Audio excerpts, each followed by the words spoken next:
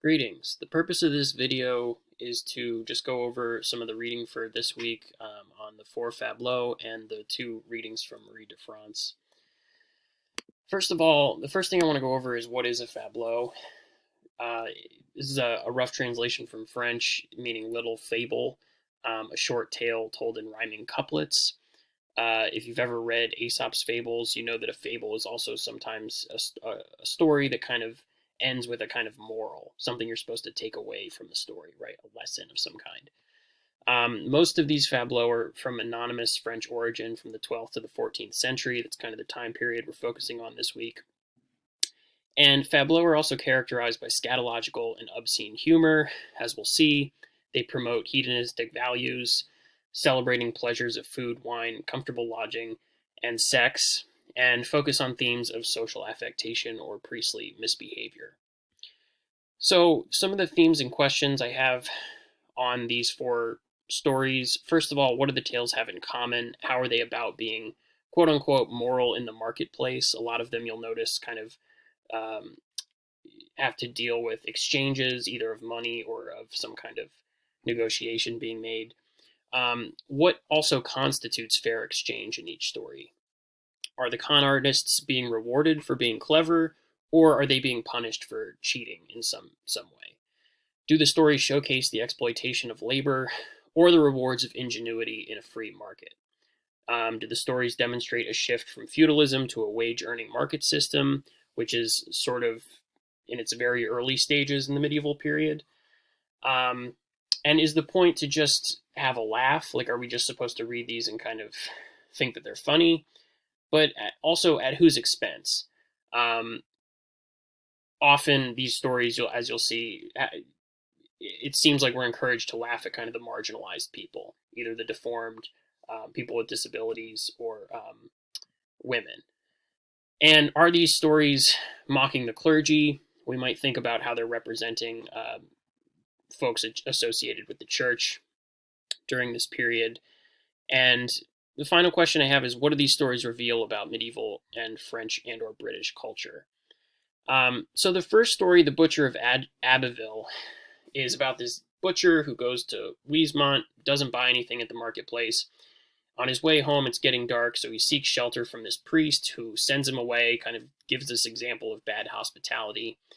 Um, and in response, he's walking away from the priest's house when he notices a flock of sheep. He takes one of the lambs, returns to the priest's house, and offers to cook him dinner. The priest. One plot hole here that kind of jumps out to me is like the priest sort of suggests that he doesn't recognize the man coming back. So because he's very welcoming to him this time when he shows up and says, "Oh, I'll cook you dinner." So what was it dark the first time? Was he not able to see him? But anyway, he cooks him dinner, and after dinner, David propositions the maid in exchange for the lambskin, so she ends up sleeping with him.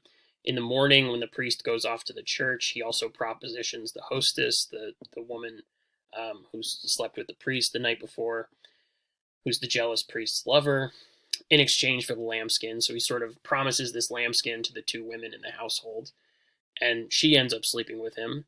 Then he goes to the church, finds the priests, and sells the lambskin to the priest. So when the priest comes home, he finds that the hostess and the maid are fighting over the lambskin. The hostess actually strikes and fires the maid, and the priest also kind of lays claim to the lambskin. So then a shepherd arrives reporting that a sheep has been missing. It's actually Cornelius, the priest's favorite sheep, who has been killed. Um, and the tale ends with a question to the reader and or the magistrate, who is kind of left as the deciding factor on which of these three should have the fleece. And that's actually a question I think for the homework. I kind of want to know how you're reading, like who are we supposed to sympathize with in this story? Um, the Three Hunchbacks is an interesting story, to say the least. This story focuses on a modest merchant's beautiful daughter who marries a jealous, wealthy hunchback who is also a hoarder, we're told in the beginning. Um, Again, he's described as The man who'd foolishly detail his ugliness is bound to fail, we're told on page 1442 of the PDF I included for you. His vicious way of life accorded with how he looked, because he hoarded all of his life to pile up gain. So it seems like his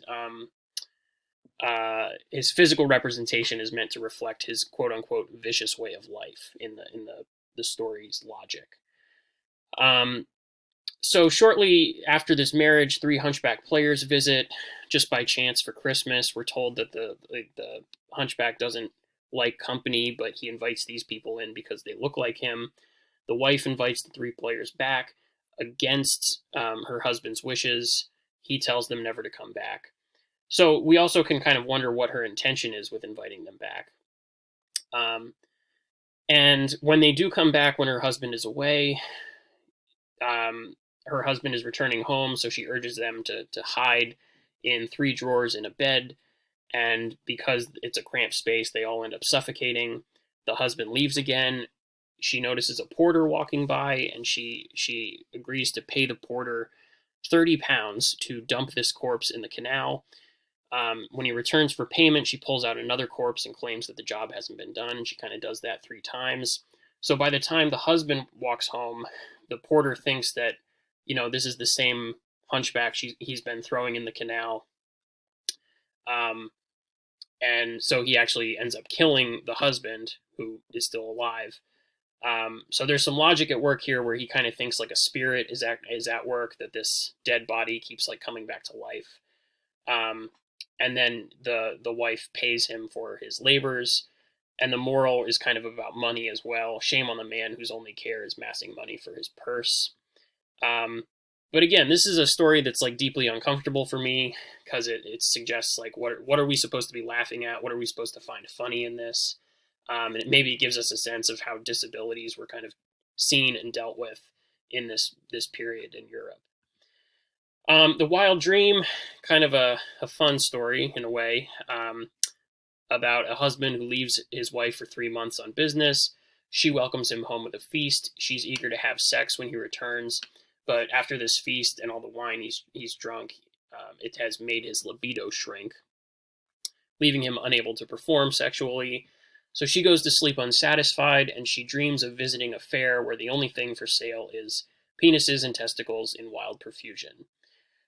She buys the biggest one for 50 shillings and a penny, and then she goes to high-five the merchant on her purchase, kind of in celebration, and ends up actually hitting her husband in the face, waking him up, who's asleep beside her. The husband asks, she tells him about the dream she was having. The husband asks how much his own manhood would go in this dream marketplace that she's just experienced. She suggests it wouldn't sell for very much. It's supposed to be funny here. The husband tells the narrator of his wife's dream, who then puts it in his anthology. So maybe there's kind of a moral here at the end about how, be careful who you tell stories to, because they might end up backfiring on you. And then finally, the title of this last Fabliaux, The Ring That Controlled Erections, kind of tells the whole story. It's about a man who has this magic ring that makes your manhood swell. He stops by a stream and leaves the ring behind. We can kind of ask ourselves if he does this deliberately. It kind of seems like he's a con man, and he uses this ring over and over to con people out of money and wealth, as he does with this bishop, who finds the ring and is immediately plagued with this erection that he can't get rid of. The ring's owner hears of the bishop's woes, asks how much the bishop will pay him for relief, and so he says, just give me 2 rings on your hand and £100. And as soon as the bishop removes the rings, he's cured. And we're kind of asked at the end, wasn't it a fair exchange? So again, in a way, these stories are just like, sure, they're funny, they're meant to be laughed at, but at the same time, they're also very much about kind of these exchanges, right? It's not always about money, but in that way, it seems like they're about justice, and kind of what is fair in this society. So I think there's kind of 2 ways to look at a lot of these Fabliaux stories. Marie de France is the first female poet in France that we know of. which is one reason she's important. She wrote in Francian, which is basically what we call Anglo-Norman, but she also spoke a number of languages such as Latin, Middle English, and Breton. Again, she's writing in a time shortly after the Normans invaded what we call the Norman invasion of Britain. So again, what we now call English has this kind of history uh, of French within it because of the invasion of France into the area we now know as England. Um, she's the author of 12 lays. Lays, as opposed to Fabliaux, are short narratives of love, adventure, and or the supernatural. They're also usually of Celtic origin. But here, of course, they're being expressed in a more Anglo-French context. And Marie de France, we know very little about her, but we do know that she lived during the reign of Henry II of France in the 14th century. Some questions that come up here are, what is the alternative to an unjust society? Is the alternative a supernatural fantasy, or is it grounded in reality? Again, lays usually have some kind of supernatural element in them, and at least Landval does in this case. Also, what does injustice look like in each of these stories? How do the wrongs get righted? And what is the role of women in each story? Are they passive objects of desire, or do they intervene and kind of drive the plot? We could ask, like, are these feminist texts? Do you think that the author, Marie de France, is kind of thinking about the way women have been depicted in romance and is trying to kind of present them present women in a different way in which they have been historically represented?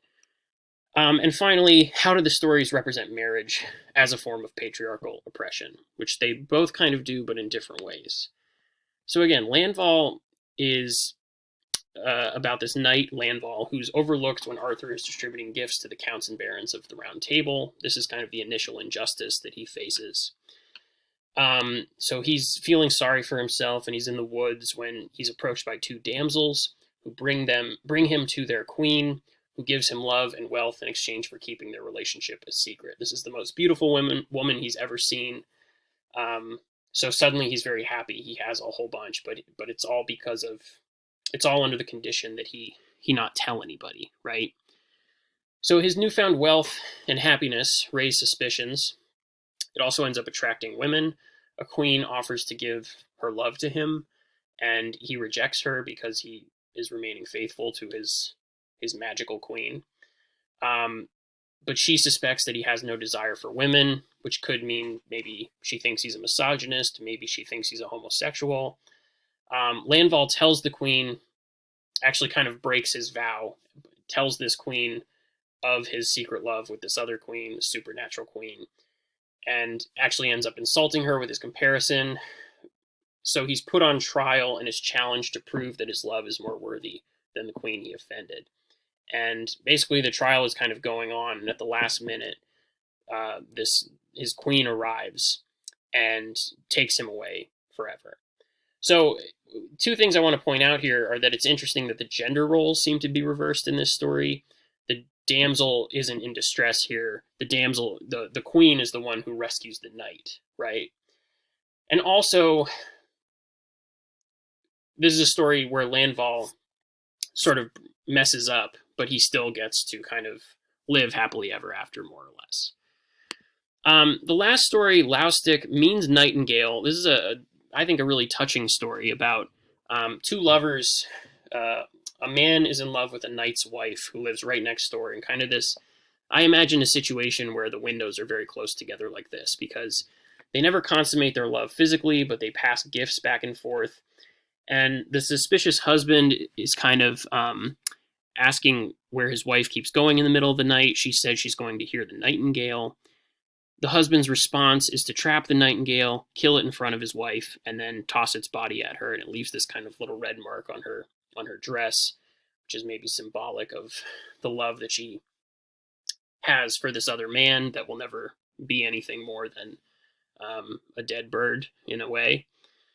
And then her response is to send the nightingale to her lover next door in a small box. He had the casket sealed and carried it with him at all times.